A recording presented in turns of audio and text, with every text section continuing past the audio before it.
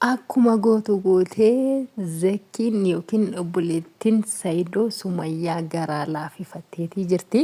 Egaa akkuma argitanitti baay'ee wajjin haasa'aa turte. Eessaa akka geessite beektu? Haroo wancii geessite jechuudha. Wancii dhaqxee bashannansiistee fardoota mana kana wanti ishiin hin taasisin wanti ishiin hin gossiin hin jiru. Innaa bashannansiistee egaa waa baay'ee waan tana dura argitee hin beekne waan Saayidoon illee isiitti argisiisee hin beekne obboleettiin isaa isiitti argisiistee akkasittiin ishee bashannansiistee egaa garaa isii laafifatteetii jirti. Egaa Sumayyaan amma haala irratti ilaallutti baay'ee garaa laafteetii jirti akkuma argitanii. Inni jara sana lamaan hin dhiisu ani waan biraatii miti jette akkuma dhaggeeffattan viidiyoo sirra dhaggeeffattan jedhee abdiin qaba. Ani waan biraatii miti wantiin ani jibbu yookiin immoo wantiin ani garan akkasatti hin deebine na taasisu Saayidoon dubartoota lamaan sana kan na jibbisiisutti. Dubartoota lamaan sana ni jibbaa. Isaan sharriin isaan godhan wanti isaan godhan hundinuuyyuu waan hin taane waan ta'eef kanaafin isaan jibba jettee. So isheen maalinni ammayyuu Saayidoo faana akka walitti deebi'uudhaaf karaarra jirtu beekamaadha. Garuu maal ishee jibbisiisa? Jara lamaan haadha manaa Saayidoon amma jarreen lamaan mana jiran sanatu ishee jibbisiisa hin jaallannellee jechuudha. Oon isaan arguna naarallee jette. Inna akka qannaatii jirtu waa hundumaanuu irraa beekameetii jira jechuudha. Otoo jaalala isaa qabaachuu baattee itti hin qannaatu. Obboleettiin iyyuu akkas jetteen otoo jaalala isaa qabaachuu baattee itti hin qannaatu turte waan jaalala isaa qabduufi malee jetteeni. Garuu baay'ee tokko ishee bashannansiistee wanciin geessitee fardeen yaabbachiistee achi keessa waan achi keessa jiru hunduma isaa ilaalchistee maashaallah baay'ee tokko namatti tola. Inna amma namoonni baay'een keenya akka isaa walitti deebi'an hin feenu. Namoonni baay'een hin fedhan jechuudha. Ani garuu akka kan kootiitti odoo isaa walitti deebi'anii ijoollee isaanii waliin guddifatanii natti tola.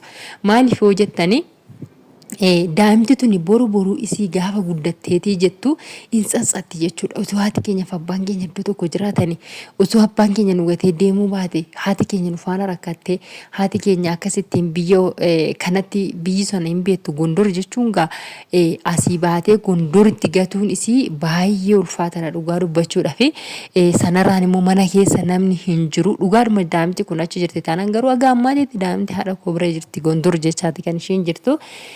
Haa ta'u malee dhugumaan dhagaa ammaa ijoolleen kun dhuguma achi kennamanii achi jiru yoo ta'anii baay'uma tokko garaa nama nyaata jechuudha dhugaa dubbachuudhaaf. Maaliif waan ta'uu hin qabne waan godhamuu hin qabne illeedha. Inna egaa ijoolleen kun osoo isaan nagaa walitti qabaatanii osoo isaan lola wayii qabaachuu baatanii osoo isaan iccitiin kun yookiin immoo miidhaan kun jidduu isaanii keessa jiraachuu baate ijoolleen kun idduma tokko ta'anii akkuma nama kamiyyuu magaalatti. Inna silaa akkuma nama kamiyyuu ijoolleen kun magaalatti guddatu jechuudha. Jidduudhumaan deemeetiin hin ture. Mucaan kan koo hin beektu bitira silaa amma lafarra fiiguu jalqabde lafa dhoofte ta'e waan isaan barree garuu gaafa isheen bakakkaa buustuun iyyitee achi deeme. Inna kun hundinuu ta'ee silaa daa'imti kun iddoo tokkotti magaalaadhumatti akka namni kamiitiyyuu guddatu turan jechuudha. Haa ta'u malee immoo egaa carraa ta'ee kun hundinuu hin taane kunoo isaanis gargar faca'anii ijoolleen kun baadiyyaatti galan keessattuu baadiyyaa du'aatti jechuudha akkuma egaa isheen jettutti. So carraan daa'ima kana baay'ee tokko nama gaddisiisa dhugaa dubbachuudhaaf. Kun hundinuu ta'ee immoo obboleettiin isaa cimsitee qabdeetiirti jechuudha. Cimsitee waxxartee qabdeetiirti. Akka itti qabdee jirtu kanatti waan geellakkistuun fakkaattu jechuudha. Indeeminim jettiin ani akkanatti fakkaatutti Saayidoon iyyuu deemee waan achi jiru natti fakkaata. Dhugaa dubbachuudhaaf Saayidoon imti mataan isaa waan deemee achi jiru fakkaata. Eessa bullaa jetteen eessa bullaa iddoon bulloo eessa jennaan inni sarpiraayiziidha dhiisii jetteen. Inni iddoon bulan ganaa sarpiraayiziidha jechuudha. Ganaa inni sarpiraayiziidha dhiisii maalitti gootaa miti jetteen. Egaa akkanatti fakkaatutti waan Saayidoon iyyuu dhaqeetiin achi jiru natti fakkaata. Garuu viidiyoo kanaan booda nu geellaggifamutti immoo akka waan Saayidoo fi ishii wal bira jiraatanii titti natti fakkaata. Maaliif akka isheen jettetti iyyuu ati jidduu keenya teessa gaafa yoo inni jiraate jetteen yoommoo kin jetteen maal akka jetteen beektu fooqii wayiitti argisiiste jechuudha. Seedoon as jira taanan ani fooqii sanarraan gad of darbadhaa jettee sumayyaan. Innaa garuu keessi ishii akka gaabbii qabaatee jiru, keessi ishii akka yaada ishii qabu, keessi ishii akka isatti deebi'uu barbaaddu akkanumatti irraa mul'ataan, akkanumatti irraa mul'atee ni jira. So ati immoo warra maal jetteen sana duratti yoo inni iyyuu yoo as jiraate iyyuu yoo immoo walitti nu fiddee ta'u rakkina jiru nu gaafatta iyyuu yoo ta'e ati jidduu keenya teessetti malee anaaf isa walitti naasitu jettee.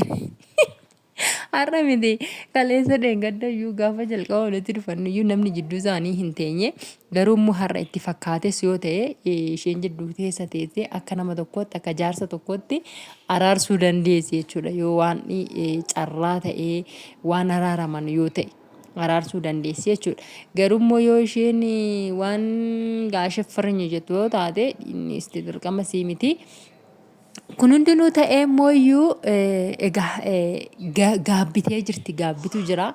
Akka itti araaramuudhaaf gaabbii qabdu, akka keessi ishii gaabbii qabu akkanumattuu hin beekama. Egaa kana hunduma keessattuu dhuma dubbii isaa Rabbi nu argisiisu. Maalifiin haasaa har'aa keessatti viidiyoo isaanii kanarraa keessatti yoo ilaallu waanuma tokko waan gaasila sumayyaan ooltee bultee dubbii gaggaragashiti. Dubbiin isii hin beekamu jechuudha. Dubbiin isii dhaaban qabdu. Har'a yoo waan tokko siin jette boru waan biraa siin jette. Har'a waan tokko siin jette boru waan biraa siin jette. Argitaniirtu gaafa mana hidhaatii baate sana waadaa galteeti jechuudha. Isheen baate ijoolleetti hin argisiisadhaan. Garuu erga achi baateen booddee hin qayyarte dubbichasa. Hin shaarte jechuudha. Waan sana dhiistetti waan biraa jette. Ijoolleen argisiisu yoo fedhe dhaqee haa fidatu jette.